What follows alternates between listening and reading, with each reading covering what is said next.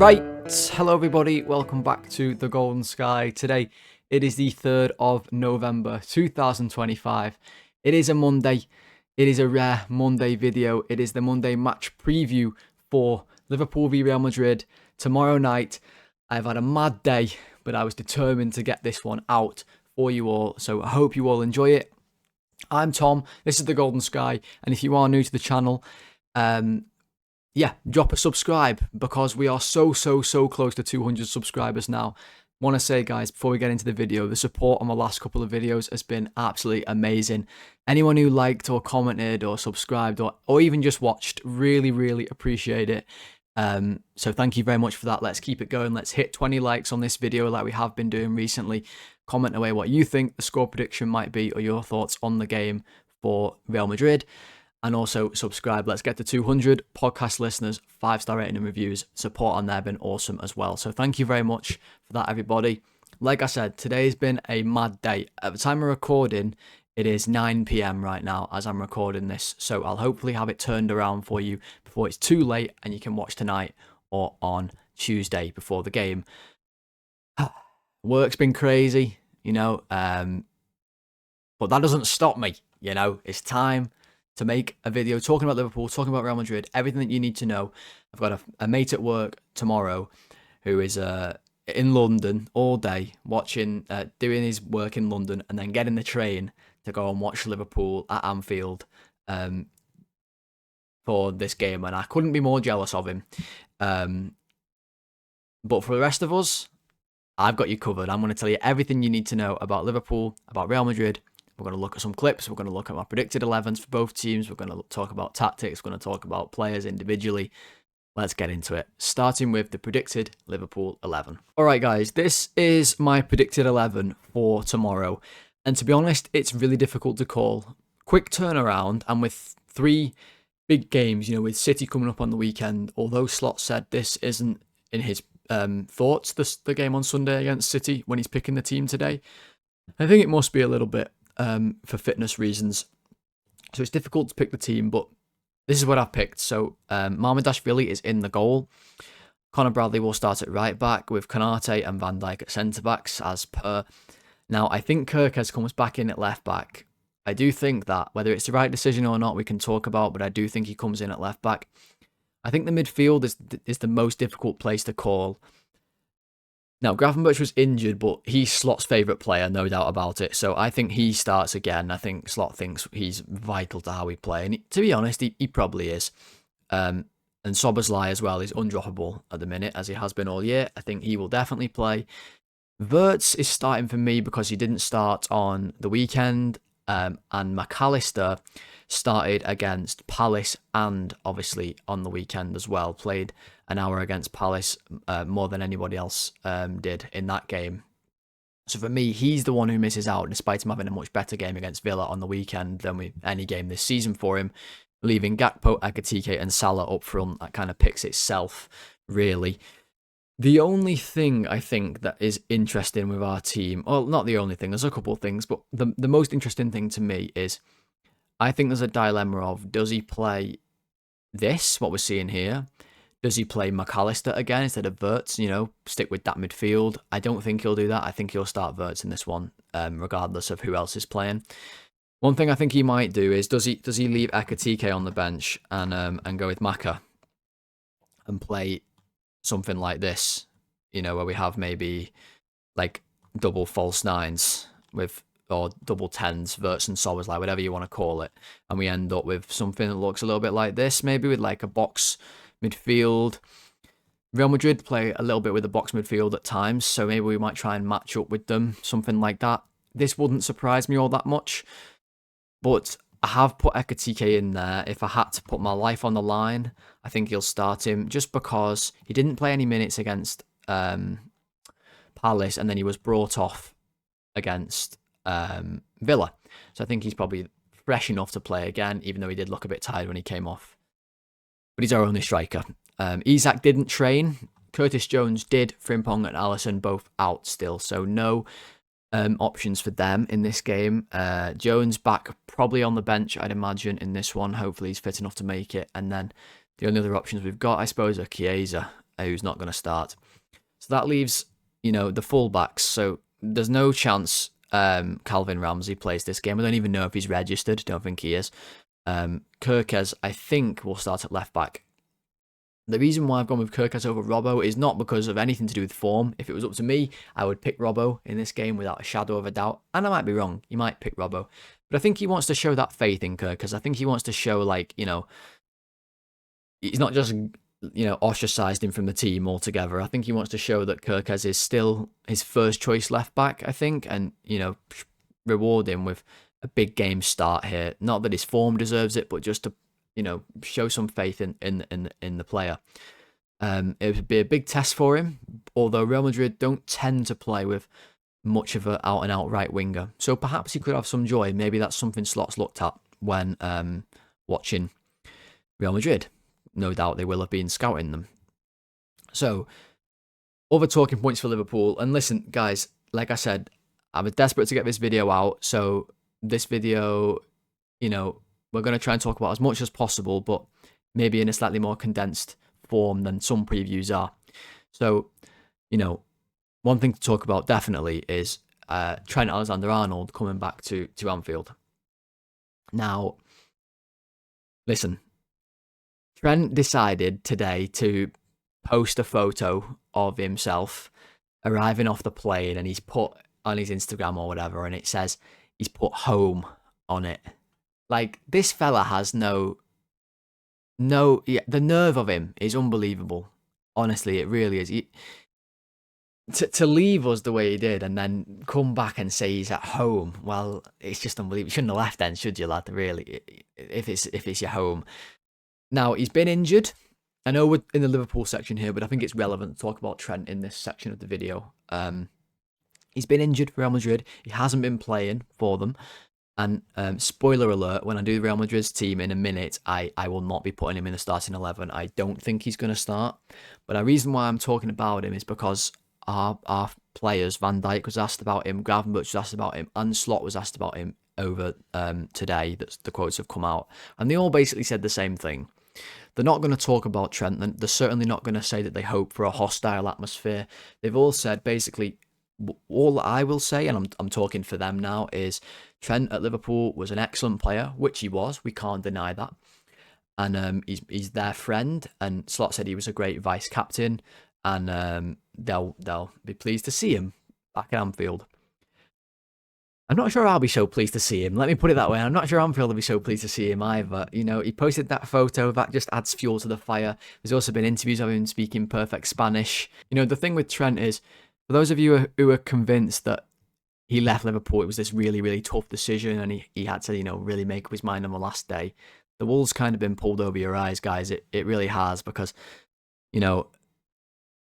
he's been learning Spanish for a long, long time to be that good at it. And if you watch these interviews, what I'd like to say to Trent is, quiero saber cuándo lo has aprendido. Cállate la boca. ¿Qué te pasa? That's what I'd like to say, This guy, the cheek of him is unbelievable. So, yes, that's Trent. It's going to be a big talking point. Anfield is going to be raucous when if he does step onto the pitch, and even if he doesn't, it's going to be insane. Liverpool's record against Real Madrid is not great. In fact, if I asked you how many games we've won against Real Madrid in our last 9 games, going back to 2014-15 season, how many do you think we've won? If you answered 1, then you're correct, because we've only won 1 game, and that was the last game, the one from last season where we won. You might remember McAllister's goal. You might remember Conor Bradley destroying Mbappe. You might remember Kelleher saving an Mbappe penalty. Not a good day for Mbappe, and we'll talk more about him later in the video, but let me give you some results. So, obviously, we beat them last season, 2-0. In 22-23, we played them in the last 16. You might remember this. We weren't the best this season. This is when Nunez scored in the first leg. We were actually 2-0 up in the first leg. Nunez scored a back heel. And then Modric and Benzema proceeded to absolutely destroy us. Thankfully, both of those are gone. They won at Anfield 5-2. Vinicius was excellent that day. And they won at the Bernabeu 1-0 in the second leg. Before that, they beat us in the final of the 21-22 Champions League 1-0, one of the most undeserved Champions League final wins of all time. That was Vinny again scoring in that one. They also knocked us out with Champions League in 2021, so the year before that, they knocked us out in the quarterfinals. They beat us, they beat us 3-1 at the Bernabeu. Again, we weren't amazing this year. They beat us 3-1 at the Bernabeu. I think we played Nat Phillips in that game. And then we drew 0-0 at Anfield. Then, before that, they beat us in the Champions League final again, in this time 17-18. Remember that one? That was the Karius final, the Bale overhead kick, the rolling it out to Benzema, the Bale long shot that he let in. That was that one. Horrible game. And before that, you've got to go back to 2014-15 when we played them under Rodgers in the group stage. If you remember this, we lost at Anfield 3-0, if anyone remembers that one. That was Ronaldo scored a really good goal against Mignolet. Our team was crap this year. And then we went to the Bernabeu and Rodgers played that reserve team. Markovic was playing, I remember. Who remembers that game? And he got absolutely slated. And we actually lost 1-0, but I don't think they even needed to win. We actually ended up losing that one. So our record's not great. Can we get a win back on the board? Because before those, we'd only played them a couple times. Played them in 2008-9, beat them both times then, and beat them in the cup final way back in the 80s when we won the Champions League against them. So, a lot of history between the two sides, obviously two massive sides, and let's look here quickly at how I think we can beat them, maybe. Tomorrow, we'll look at some clips shortly, only a few, but they are extremely susceptible to play. Well, not susceptible to this, but they play a really high line. The defense is going to push right up onto the halfway line when we have the ball. And if we're able to play any sort of resemblance of football like we saw against Villa, I'm talking get the ball out from the back, pop it round, one touch, we can have runners, Ekatike, Salah, Gakpo over the top. There's going to be plenty of space. I mean, when I say this, they really push on. Like, it's a really high line. It's like Barcelona levels. I mean, they will be like this, man for man, on the halfway line, this high. And we will have the ball here with our centre-backs trying to play out like this. And they will be right on the edge. They might do this. I mean, we're at home, so they might sit off a little bit. But then when they were at home, I've watched Real Madrid 4 games this season, I won't lie. And I know I've watched them 4 times because I write down every match that I've watched. That's just a little something that I do. I've watched them 4 times, and this is what they do in the games I've seen, especially when they're at home. The ball's going to come here. They're going to try and press like this. They'll be man-to-man, really tight. We want to hit the ball, I don't want to say long balls, but we want to try and get the ball in behind. That's where all the space is going to be, and Courtois is not exactly a sweeper keeper. That's what I think we need to do. But let's talk a little bit more about Real Madrid, as we know what Liverpool are all about at the minute. We're trying to get back to a good run of form. Can we do it in a really tough game against these lot? Let's talk about them, and let's get them on the board. Okay, so this is Real Madrid's predicted 11 from myself. Looking at their lineups, reading a little bit on their forums and stuff online, this is what I think they'll do. So Courtois is going to be in the goal. I personally believe Valverde is going to stay at right back. He's played over the last few games. Carvajal is injured, so it won't be Carvajal. Rudiger also injured from Madrid's back line, but Valverde, I believe, will stay at right back. Trent has barely had any minutes. That's why I think there's no way they throw him in at Anfield, personally. He might come on, but I think Valverde will start. Militao and Dean Howson, a familiar name, played at Bournemouth last year. I think they will be the centre-backs. Alaba also injured, another potential centre-back for them.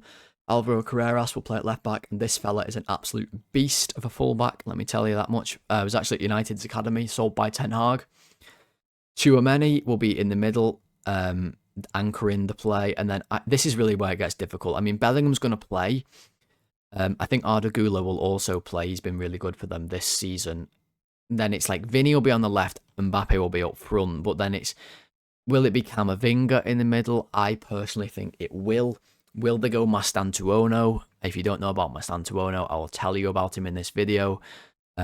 Will they spring a different kind of surprise? Will Brahim Diaz start? I don't think so.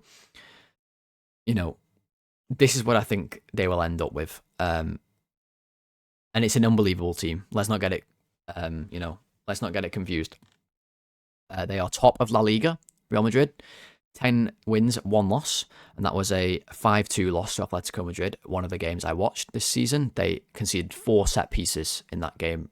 Free kick, penalty, and it was like a couple corners or something like that. I think it might have been 3. One was a corner, one was just a cross, I think. So they were a little bit unlucky, I think, maybe to concede those goals because they're not really so susceptible to set pieces. I've also seen them against Marseille. They won that game 2-1. And like I said, in the Champions League, they're also 3 wins out of 3. Marseille, Kairat Almighty, which when you play against them away, which Real Madrid did, they were actually closer to China than Madrid, which is crazy. A team from, I think they're from Kazakhstan, I think. And then Juventus in the latest game, 1-0 victory they got a week ago, I believe. So, Real Madrid's team, where do you even begin? Well, I think you have to begin with Mbappe because for me, at this point in time, he is the best player in the world, in my opinion. People might disagree. People might have their own best players in the world. People might say Haaland. People might say Dembele from PSG still. I think Mbappe is the best player in the world at the minute. I don't really know how you can say otherwise. When you watch him, 14 games this season, 18 goals. Like, he is completely unstoppable. We're going to look at some clips of him after this, just to show you how unbelievable he's been. We all know about him. He's a fantastic player. It's his movement. It's the speed. We know all about the speed. His finishing has gone up a level, I think. He seems to score every chance now. Different types of chances he's scoring. His movement's just incredible. He really is a complete striker. So dangerous. And these two, Van Dijk and Konate, have got a big job on their hands. Ibu knows him well. Maybe that'll help.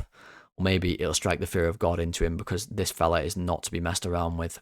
But there's talent all over the pitch. I mean, Valverde is an unbelievable player. I think it's actually good for us if he's stuck out at right back and he's not in the middle here. But I think he's an unbelievable player with an unbelievable engine. I think at right back, he actually is sort of a bit like when we play Szoboszlai there. He gets taken out of the middle. Arda Güler has been improving this season a lot compared to when he first joined Real. He's a young player, beautiful footballer, really is. One of the sweetest left foots in the world at this moment in time. Also has an absolute rivalry with Szoboszlai. I don't know if many people know about this. These two do not like each other. Turkey and Hungary have played each other a few times. They've been back and forth on social media. Be interesting to see if there's any spice between those two because they genuinely do not like one another. That's a fact. 3 goals and 5 assists for him so far this season. Really good player. Might see him more narrow, might see Bellingham out here, but even Bellingham will tuck in, try and get close to Mbappe. We'll talk about their shape a little bit in a second. Bellingham, let's talk about him. I mean, we all know about him. He's been injured this season, but 3 goals in his last 3 and an assist. He was excellent in El Clasico, which is another game that I saw Real play this season. That was a couple of weeks ago. He was really good. Probably man of the match in that game. Scored the eventual winning goal as well. His position's been a little bit unknown at times. We'll look at the flexibility, like I said, in a second. But he wants to get close to goal. He wants to, be on the attacking end of play more so than the defensive end for this team. And then they've obviously got Vinicius Jr. we haven't even mentioned. They have Carreras, like I said, scored an unbelievable goal against Valencia on the weekend, just gone, an unbelievable goal. Camavinga's a tremendous footballer, one of the sweetest, silkiest footballers. Tchouameni's the one that kind of got away for us. Maybe in another world he signed for us, but such an anchor to this team.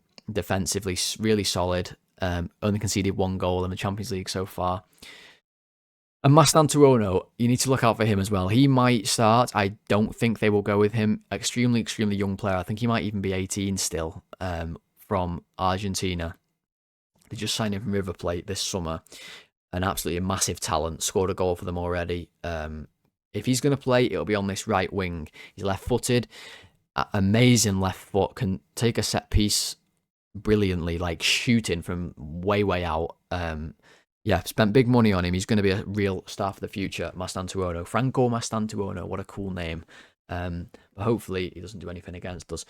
Now, how can Madrid play? Like, different ways they can play. Obviously, Xabi Alonso is the manager. That's another little wrinkle between the two sides. Coming back to Anfield, we played Alonso last season under Slot. We beat him 4-0. Different circumstances, sure. But maybe Slot can get the better of him again. I think the way that Madrid like to line up is this sort of It's a 4-1-4-1. Think of it like that.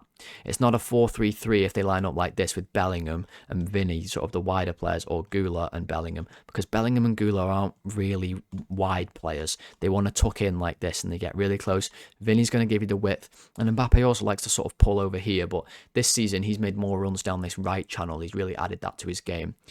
So it's a 4-1-4-1. Imagine this team is basically split in two. They have the 4 defenders plus Tchouaméni, and then they have the sort of marauding midfielders with Vinny hugging the touchline, wanting to run into the box here and do all this damage in this sort of area. That's how I think they'll play. What they could do, I think, let's say Camavinga goes out the team and they end up with Mastantuono, if I can spell on here, under pressure. He'll play on the right wing, and they might end up in a 4-3-3, where it's something like this, where Bellingham is in here. Gula, this could end up still being Camavinga, and they might go Bellingham and Camavinga, but this will be more of a 4-3-3 if we see Mastantuono. I just don't think they'll start him at Anfield. They're confident, of course, it's Real Madrid. I just don't think that's what they'll do. Alonso is extremely flexible. We've also seen him play 3 at the back, where Tchouaméni literally drops in to make a back 3 like this, and then they end up with Valverde or whoever plays right back as wing backs like this. This might go back to being Camavinga as he can fill in at left back, and then ends up with him here, Gula, Bellingham in the middle, and they end up something a bit like that. I don't think this will be what they do. I think they'll go with the 4-1-4-1, like I said, but they are extremely flexible and they've got lots of great players on the bench. Brahim Diaz can come off the bench. He usually does. He's effective. There's a lot of weapons in this team. So that said, should we look at some clips? Only a few, guys, but some clips of Mbappe especially, and just maybe see how Real Madrid play and what maybe we can do to stop or exploit them. Let's go and do it. Okay, guys, so this is some short pictures I'll show you from El Clasico. This was a couple of weeks ago, like I said. I just wanted to put this on. First thing to show you is Real Madrid going man-to-man. Look, Tchouaméni, the deepest midfielder, he's pushed right up. The Hausen coming out of defence, pushing right up on Fermin. Man-to-man here. Basically man-to-man here, man-to-man here, man-to-man here, and then the fullback is being pressed by Vinny, man-to-man. Everybody is man-to-man. This is a very modern way of playing football. This is what a lot of big teams do. It's what Real Madrid will probably do against us. You can see the high line right on the halfway line. I mean, they're not giving Barcelona any room at all to play. I'm not sure they'll do this at Anfield. They might drop off. They have different ways of playing. But if they do, you've got to try and find balls in here and then link up, bounce it off into here and hit the channels. You have to try and do that. You have to be really brave. Try and make things happen that way. Real Madrid, in this situation, win the ball. The ball goes long. They don't hit it hard enough. Barcelona, they win the ball, Real, and the ball comes down. Was a little bit of a battle, and it ends up falling to Mbappe. And this is the brilliance of Mbappe at the minute and how confident he is. Look, he takes this one on the volley from about 30 yards out. The cameraman doesn't even expect it. This is the best photo I could get. Look how blurred everyone is because he has to pan dead quick. But I'll tell you one pixel. Here's the ball in the net because he absolutely thrashes the thing into the net. I mean, he absolutely belts it in. It's an absolutely brilliant goal from Kylian Mbappe. But it was offside. It didn't count. And he scored a couple offside goals in this game because he's right on the edge all the time. Next one. Ignore the sort of circles. This was just a little thing that La Liga did randomly to show Barca's formation, but I couldn't find a highlight without it. Again, keep Mbappe in your mind, and Bellingham is here with the ball. You can see the shape. Here's the defense. It's sort of a 4, and then you've got the 1, Tchouaméni, and then it almost turns into a 5, but that's sort of, the formation, the 4-4, the 4-1-4-1. Bellingham, a little bit of time on the ball here. Pedri is a little bit slow to come over and press. Bellingham's able to turn. Look at Mbappe now. He's come absolutely alive. Bellingham has not even got his head up yet, and Mbappe already knows where he wants to go. He wants to go in there. That's always where he wants to run, in behind. Bellingham obliges, threads the ball through. It's a brilliant pass. But if you put the ball in behind for this guy, he's going to get it. He's faster than everybody in the world. He really is. Our centre-backs have to be really careful not to give him any runs in behind, which I'm not sure they can do for 90 minutes. But he gets in behind here. Again, this is a run. a bit more of a different run we're seeing from him. We're used to him being on this left channel more often than not. This is a run towards the right, finishing a cross goal with his right foot. Really good goal. And that was his goal in the game. But they are susceptible to attacks if you get it right. Again, looks really high. Man to man, all over the pitch. Everybody is man to man. Look, Bellingham even close to Pedri. Pushed up on the other centre-backs. Everybody's man to man. But Barcelona here play really well. This is a great run by Fermin. Rafinha, I believe this is here, does really well. Receives the ball confidently, has a little touch out of his feet. And Fermin Lopez just gets on his bike, beats the Real Madrid player marking him, beats his man-to-man marker for pace. Rafinha puts the ball into the space. Lopez gets it, and look, all of a sudden, they've cut out all of Real Madrid's team except the three that they left back, and it's 3-on-3. Fermin actually shreds the fella marking him. They end up 3-on-2. He takes a shot. It's a good save by Courtois, but look at this opportunity that it creates. You know, they have such a good chance here, Barcelona, but they don't quite score. This is how you can create chances against Real if they come and press so high. But they don't always press so high, and these stats actually show it. This is El Clasico. Real Madrid were at home. You can see the possession. They were quite content with letting Barcelona have the ball, and they will do this. They have different styles. Sometimes they will dictate all the ball, especially when they play a lesser team. They are quite content with being on the ball, but they are also quite content with being off it because they know the quality they have. I mean, look at the XG in this game alone, nearly 4. They had a penalty, so okay, take that away. It's closer to 3. But 3 XG generated against Barcelona from 32% possession, 23 shots, 10 on target, 4 big chances. It reads a bit like playing against Liverpool, doesn't it? For Brentford, not Real Madrid. That's the worry. They can create chances on the counter-attack. They're excellent at it. Barcelona here looking a bit like Liverpool, loads of passes, not a whole lot else. Hopefully we don't see that in our game. And I just put a few more in here. This is Atletico, another big game that I watched. They actually lost this one, like I said, but they went in the lead.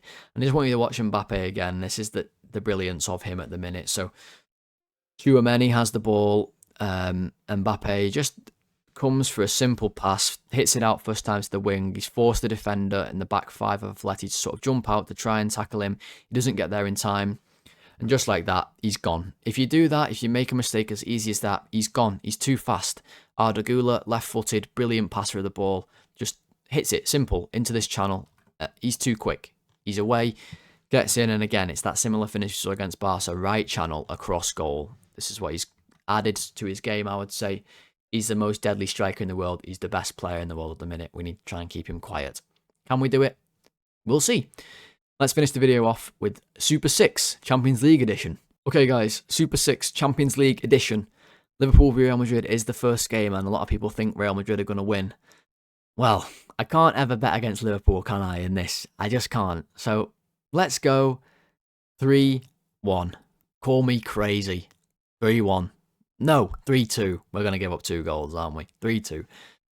PSG Bayern, impossible to call. Absolutely impossible. 2 great sides. PSG score lots of goals, though, so I'm going to go 3-1 in this one. Tottenham Copenhagen. Well, Tottenham have been on a little bit of a bad run. This is a chance to get it right, so let me go with a 2-0 win to Spurs. City Dortmund, Haaland against his old club. Yeah, City probably have too much for them here, but I don't know. I kind of fancy a draw. I don't know why. I go 2-1. I go 2-1. Club Brugge, Barcelona. You got to think Barcelona have too much for Club Brugge. I go 3-0 over there in Belgium. And then Newcastle, Bilbao, 1-1. Newcastle in a bit of bad form at the minute. 5th minute, submit, 59-1. 100 grand on my line in this one, not a million. Let's see if we can win it. And that is going to do it for today's video, guys. I really hope you did enjoy a preview for Liverpool v Real Madrid, Tuesday, 8 PM. I can't wait to see how we do against a really big team after getting a really much-needed win against Aston Villa on the weekend, hopefully to give us some confidence. Can we kick on? Can we get on a bit of a run? Or will it be a return to the horrible form that we've been seeing way too much of so far this season? Trent back at Liverpool, Mbappe at Anfield again. Lots to look forward to. If you did enjoy the video, please do drop it a like, guys. really was desperate to get this out for you to all enjoy. So I hope that you did. Let's get to 20 likes again. Let's get to 200 subscribers. We are so close. I know we can do it with this game. So let's get to 200 for this game. That'd be amazing. Comment away what you think the score will be as well.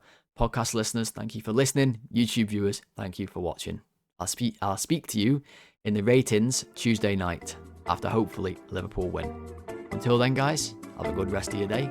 Enjoy the game tomorrow. Speak to you very soon. Goodbye.